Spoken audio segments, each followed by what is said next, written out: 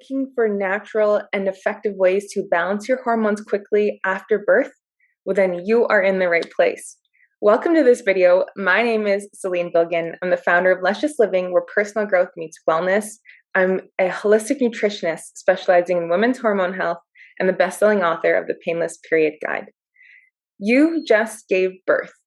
Congratulations on this brand new addition to your family and this miraculous event that you have created. If you are not feeling 100% like yourself yet, you're not alone, and this video is going to help.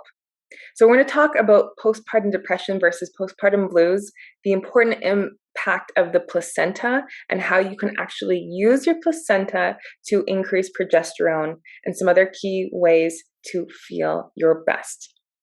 So, postpartum depression. Up to 15% of women can experience this, and it can last a few years, according to Brown State University. It is a lot more serious, and I encourage you to get the appropriate support if you are still feeling off.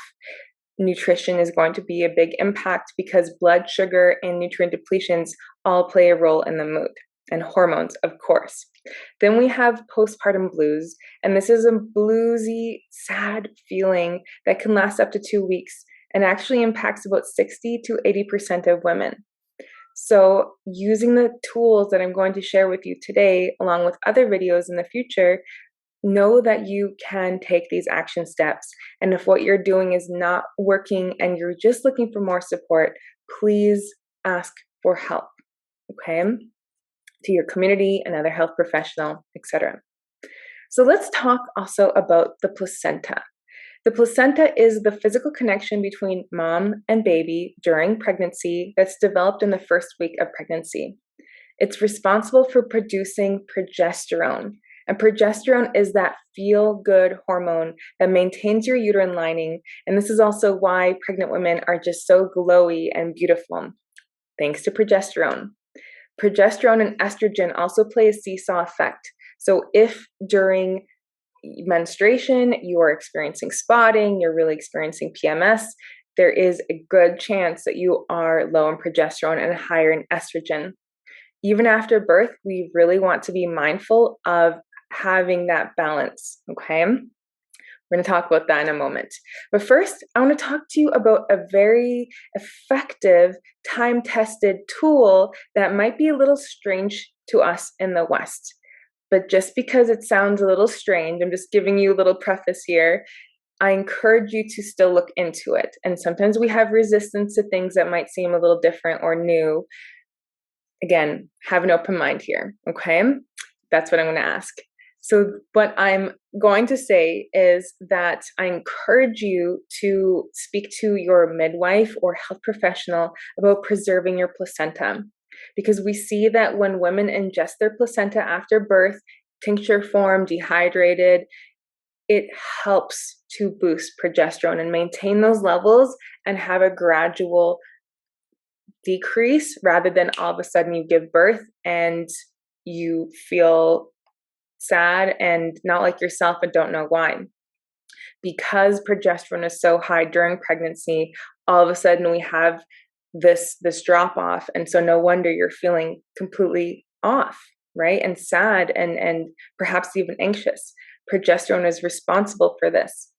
So what you can do is speak to your midwife or look online for a placenta encapsulator. This is a whole profession of its own, and so you can bring a cooler and you'll get instructions, but you find a placenta encapsulator. You then will obviously receive instructions, but you bring a cooler, not a freezer, to preserve this. And then the placenta encapsulator will then potentially steam it, dehydrate it, okay, according to their method, according to Chinese medicine and what their practice is, and then have tincture form or powder to put in soups and smoothies. Again, it might seem and sound a little different, but it's something that has been shown to be effective, okay? And in the West, we're still going to be increasing more awareness around that in the future, I do hope. So once you have that, or if that's past your time, that's okay. I encourage you to watch my video on the nutrients, the 6 nutrients needed for progesterone production. And you can get this in everyday foods, but that's a whole video of its own. So the other key concept here is to make sure that you balance your blood sugar. So you're going to be busy, you're going to be occupied with life and your new baby. And so you might forget to eat, okay? Or you might just be eating foods that are little tidbits here and there. Make sure you have your square meals, okay? And if you don't feel like eating whole meals, have blood sugar balancing snacks that are high in protein, high in fiber, and high in healthy fats, such as eggs, liver. Again, yes, might seem different, but these organ meats from wild or grass-fed meat are very, very important and very nutrient dense, especially after you just gave birth. Then you want to have healthy fats, avocados, ghee, butter, eggs, walnuts, flax seeds. So important.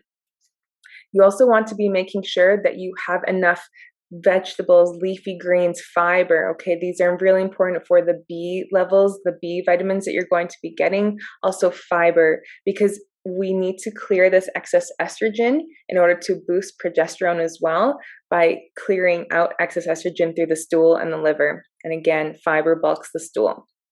Then I also want to remind you to make sure you have your gut bacteria in check.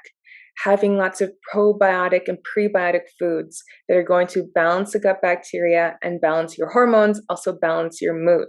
Okay, these are foods like sauerkraut, kimchi, pickles, miso, apple cider vinegar, sourdough. Make sure you get the highest quality and what's in the refrigerated section instead of what's in the aisle, because that's already been pasteurized and all of the good bacteria has been gone. Have this as an everyday part of your diet, okay? This is really going to help. So we have the placenta, we have foods that we're going to talk about in a whole other video. You have nutrients, like we just talked about, magnesium, the probiotics, the prebiotics. By the way, prebiotic foods, garlic, onions, leeks, chicory, dandelion, bananas, oats. Make sure you have an abundance of these foods. I have a whole other video on the best foods for birth, actually post-birth as well. So actually breastfeeding, whole other video there.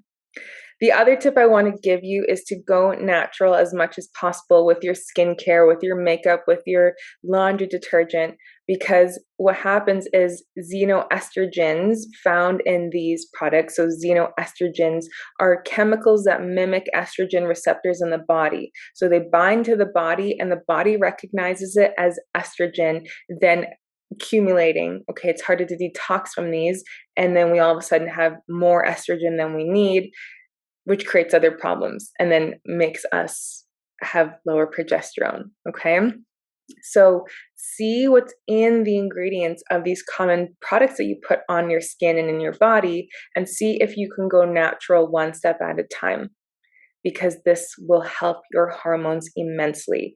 Again, air fresheners, makeup, laundry detergents, go as natural as possible, and you'll start to balance your hormones a lot faster. So I hope that this video helped. Please let me know if you have any questions, and I look forward to seeing you for the next video on the foods to boost progesterone. Enjoy.